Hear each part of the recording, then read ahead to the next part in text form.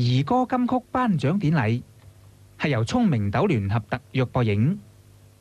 咁精彩嘅叫做夢幻卡通城之後咧，我諗我哋又要係時候咧就係頒發同埋揭曉第10首嘅兒歌金曲咯噃嚇。我哋有請青年事務委員會主席李家祥議員，有請。有請。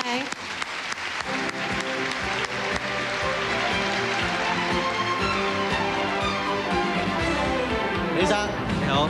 歡迎你。李生，唔該曬你，咁或者麻煩下李生咧幫我哋揭曉下第10首啦。好，到底係邊位咧？好啦，1992年兒歌金曲頒獎典禮第10首嘅得獎歌曲係陳松伶嘅《叮當》。恭喜晒蟲蟲，三喜臨門啊！係啊，多謝。我哋要頒獎啦。啊好啊！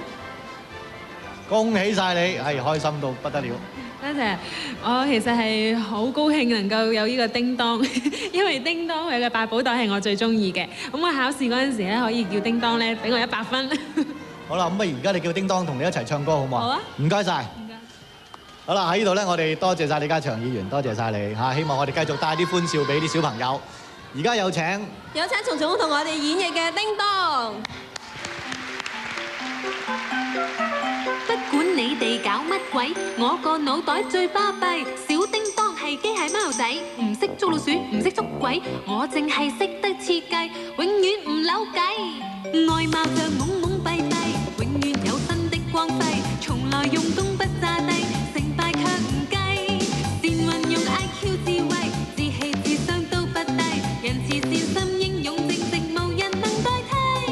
叮當科科閉閉，幫忙朋友的貓仔，科學知識學到齊，發明量那可計，得意效果他控制，有個百寶小袋仔，純而認真的有愛，誰人可代替？好好玩，好好睇，開動風車唔使上樓梯，飛下高又飛下低，中意幫人，但係自己總吃虧，諗下東又諗下西，腦袋唔用會浪費。